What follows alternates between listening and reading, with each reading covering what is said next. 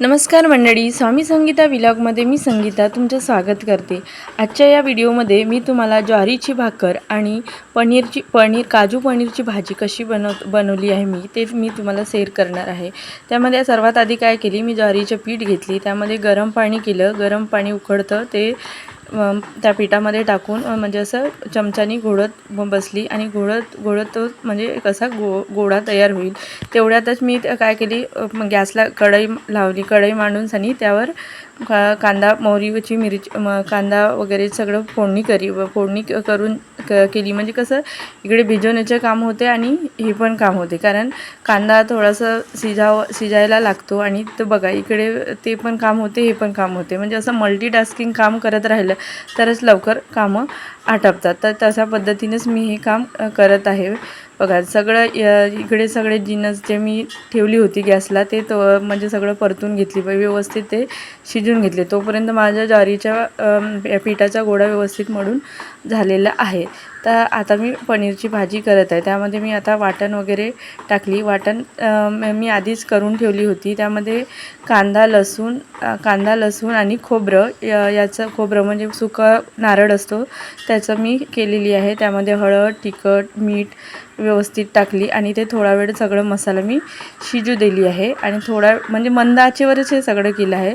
थोडा वेळ शिजल्याच्या नंतर मग बघा बस कसं, त्यानंतर ते काजू पण टाकली, त्यानंतर ते कसं व्यवस्थित ग्रेव्ही झालेली आहे।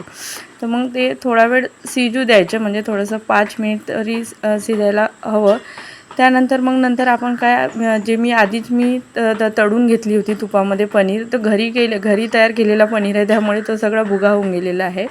तर मग तो पनीर व्यवस्थित त्याच्यामध्ये मिक्स करून घेतली आणि मग तसंच थोडा वेळपर्यंत त्याला वाफवू दिली, म्हणजे थोडा वेळ वाफ निघावी अशी 5 मिनिटं तरी ठेवली। नंतर ते झाल्याच्या नंतर व्यवस्थित हे झालं, मग त्यानंतर मी त्यामध्ये पाणी टाकून अजून थोडं शिजू दिलेली आहे, थोडं व्यवस्थित, म्हणजे थोडं गरम पाणी टाकलं तर बरं असते, म्हणून मी त्यामध्ये गरम पाणी टाकली, थोडं काढून ठेवली होती तांब्यामध्ये।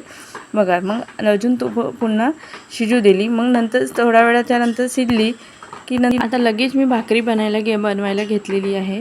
त्यामध्ये बघा ज्वारीच्या पिठामध्ये मी अशा पद्धतीने मी भाकर बनवते, म्हणजे लाटणं आणि पारीस घेऊन त्यावर व्यवस्थित लाटून घेते आणि मग नंतर ताव्यावर शेकते। मी जो डोसा तावा असतो ना त्याच्यावरच मी भाकरी व्यवस्थित शेकते।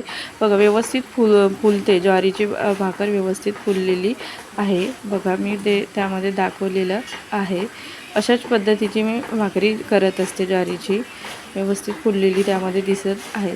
आपण असं मल्टीटास्किंग काम केलं, असं ज्या बाबा इकडे भाकरी ह्या करताना इकडे मदत म्हणजे वरण भाताचा कुकर पण लावून दिली आहे। कुकरला व्यवस्थित लावलं आणि त्यानंतर थोड्या वेळाच्या नंतर वरण व्यवस्थित पण म्हणजे म्हणजे सवारून टाकलेली आहे भाकरी। आता माझं जेवण तयार आहे। बघा काजू पनीरची भाजी, ज्वारीची भाकरी, वरण आणि भात, अशा पद्धतीने मी जेवण तयार केलेली आहे।